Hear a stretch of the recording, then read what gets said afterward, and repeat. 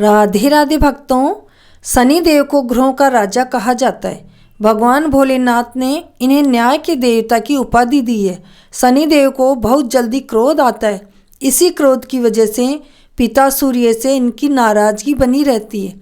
इनके क्रोध से सभी बचने की कोशिश करते हैं, वरना व्यक्ति पर मुसीबतों का पहाड़ टूट पड़ता है। इसलिए इन्हें प्रसन्न करने के लिए शनिवार व्रत रखा जाता है। व्यक्ति शनि दोष से बचने और इन्हें शांत रखने के लिए अनेक उपाय करता है। शनि कृपा से व्यक्ति को सुख और वैभव की प्राप्ति होती है। जो लोग शनिवार का व्रत करते हैं उनको पूजा के समय शनि व्रत कथा का श्रवण अवश्य करना चाहिए। शनिवार की व्रत की कथा। एक बार सभी 9 ग्रह सूर्य, चंद्र, मंगल, बुध, बृहस्पति, शुक्र, शनि, राहु और केतु में बहस हो गई, कौन सबसे बड़ा है। आपस में लड़ने के बाद सभी देवराज इंद्र के पास पहुँच के इंद्र असमंजस की स्थिति में निर्णय नहीं दे पाए, परंतु उन्होंने सभी ग्रहों को सुझाव दिया कि पृथ्वी पर राजा विक्रमादित्य ही इसका फैसला कर सकते हैं, क्योंकि वो बहुत ही न्यायप्रिय राजा है। सभी पृथ्वी पर राजा विक्रमादित्य के पास गए और अपने आने का कारण बताया।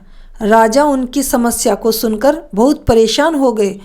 उनका चिंतन होना लाजमी था, क्योंकि उनको भी किसी से छोटा बताया तो वही गुस्सा कर जाएगा।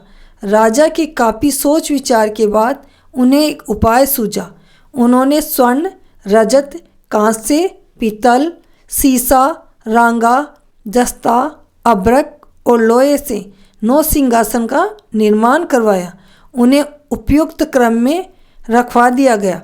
सबसे निवेदन किया गया कि क्रमानुसार सिंहासन पर आसन ग्रहण करे। शर्त रखा गया कि जो सबसे अंतिम में सिंहासन पर आसन ग्रहण करेगा वही सबसे छोटा माना जाएगा, जिसकी वजह से शनिदेव सबसे बाद में आसन प्राप्त कर सके और सबसे छोटे कहलाए। क्रोध के आवेश में आकर शनिदेव ने सोचा कि राजा ने यह सब जानबूझकर किया है। कुपित होकर राजा से कहा कि राजा, तू मुझे नहीं जानता। सूर्य एक राशि में 1 महीना, चंद्रमा 2.25 महीने,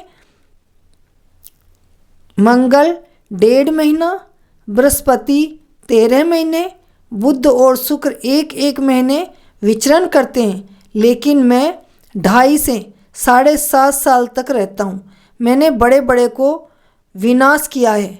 श्री राम की 7.5 आने पर उन्हें जंगल जंगल भटकना पड़ा और रावण की आने पर लंका को बंदरों की सेना से परास्त होना पड़ा। क्रोधित शनिदेव ने राजा से कहा कि अब आपको सावधान रहने की जरूरत है। इतना कहकर शनिदेव कुपित अवस्था में वहाँ से चले गए। समय गुजरता गया और कालचक्र का पहिया घूमते हुए राजा की 7.5 आ ही गई। तब शनिदेव घोड़ों का सौदागर बनकर राजा के राज्य में गए। उनके साथ अच्छे नस्ल के बहुत सारे घोड़े थे। जब राजा को सौदागर के घोड़ों का पता चला तो अश्वपाल को अच्छे घोड़े खरीदने के लिए भेजा। अश्वपाल ने कई अच्छे घोड़े खरीदे। इसके अलावा सौदागर ने उपहार स्वरूप एक सर्वोत्तम नस्ल के घोड़े को राजा की सवारी हेतु दिया। राजा विक्रमादित्य जैसे ही उस घोड़े पर बैठे, वह सरपट वन की ओर भागने लगा। जंगल के अंदर पहुंचकर वह गायब हो गया। भूखा प्यासा की स्थिति में राजा जंगल में भटकते रहे। अचानक उन्हें एक ग्वाला दिखाई दिया, जिसने राजा की प्यास बुझाई। राजा ने प्रसन्नता से उसे अपनी अंगूठी देकर नगर की तरफ चलने जाने का रास्ता पूछा। वहाँ एक सेठ की दुकान पर पहुंचकर उन्होंने जल पिया और अपना नाम वीका बताया। भाग्यवश उस दिन सेठ की खूब आमदनी हुई। सेठ खुश होकर उन्हें अपने साथ घर लेकर गए। सेठ के घर में खूंटी पर एक हार टंगा था, जिसको खूंटी निगल रही थी। कुछ ही देर में हार पूरी तरह गायब हो गया। सेठ वापस आया तो हार गायब देखा। उसे लगा कि वीका ने ही इसे चुरा लिया है। सेठ ने वीका को कोतवाल से पकड़वा दिया और दंड स्वरूप राजा उसे चोर समझकर हाथ पैर कटवा दिया। अपंग अवस्था में उसे नगर के बाहर फेंक दिया गया। तभी वहाँ से एक तेली निकल रहा था, जिसको वीका पर दया आ गई। उसने वीका को अपनी गाड़ी में बैठा लिया। वीका अपनी जीभ से बैलों को हाँकने लगा। कुछ समय पश्चात राजा की शनि दशा समाप्त हो गई। वर्षा काल आने पर वीका मल्हार गाने लगा। एक नगर की राजकुमारी मनभावनी ने मल्हार सुनकर मन ही मन प्रण कर लिया कि जो भी इस राग को गा रहा है वो उसी से विवाह करेगी। उन्होंने दासियों को खोजने के लिए भेजा, परंतु वापस आकर उन सभी ने बताया कि वह एक अपंग आदमी है। राजकुमारी यह जानकर भी नहीं मानी और अगले दिन ही वह अनशन पर बैठ गई। जब लाख समझाने पर भी राजकुमारी नहीं मानी, तब राजा ने उस तेली को बुलाया और वीका से विवाह की तैयारी करने के लिए कहा। वीका से राजकुमारी का विवाह हो गया।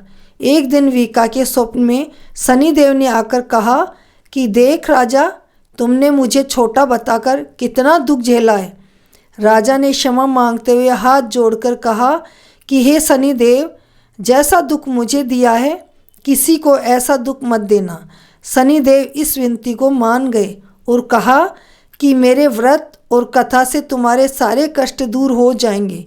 जो भी नित्य मेरा ध्यान करेगा और चींटियों को आटा डालेगा, उसकी सारी मनोकामना पूर्ण हो जाएगी। शनिदेव ने राजा को हाथ पैर भी वापस दिए। दूसरे दिन जब सुबह राजकुमारी की आंख खुली तो वह आश्चर्यचकित हो गई। वीका ने मनभावनी को बताया कि वह उज्जैन का राजा विक्रमादित्य है। मनभावनी खुशी से फूली नहीं समाई। राजा और नगरवासी सभी अत्यंत प्रसन्न हुए। सेठ ने जब यह सुना तो वह पैरों पर गिरकर क्षमा मांगने लगा। राजा ने कहा कि यह सब शनिदेव के कोप का प्रभाव था और इसमें किसी का कोई दोष नहीं है। सेठ ने निवेदन करते हुए कहा कि मुझे शांति तभी मिलेगी जब आप मेरे घर चलकर भोजन करेंगे। सेठ ने कई प्रकार के व्यंजनों से राजा का सत्कार किया। जब राजा भोजन कर रहे थे तभी जो खूंटी हार निगल गई थी वही अब उसे उगल रही थी। सेठ ने अनेक मोहरे देकर राजा का धन्यवाद किया और अपनी कन्या श्री कंवरी से पाणी ग्रहण का निवेदन किया। राजा ने सहर्ष स्वीकार कर लिया। राजा अपनी दोनों रानियों मनभावनी और श्री कंवरी को लेकर उज्जैन नगरी लौट आए। सारे नगर में दीपमाला और खुशी मनाई। राजा ने घोषणा करते हुए कहा कि मैंने शनिदेव को सबसे छोटा बताया था, लेकिन असल में वही सर्वोपरि है। तब से सारे राज्य में शनिदेव की पूजा और कथा नियमित होने लगी।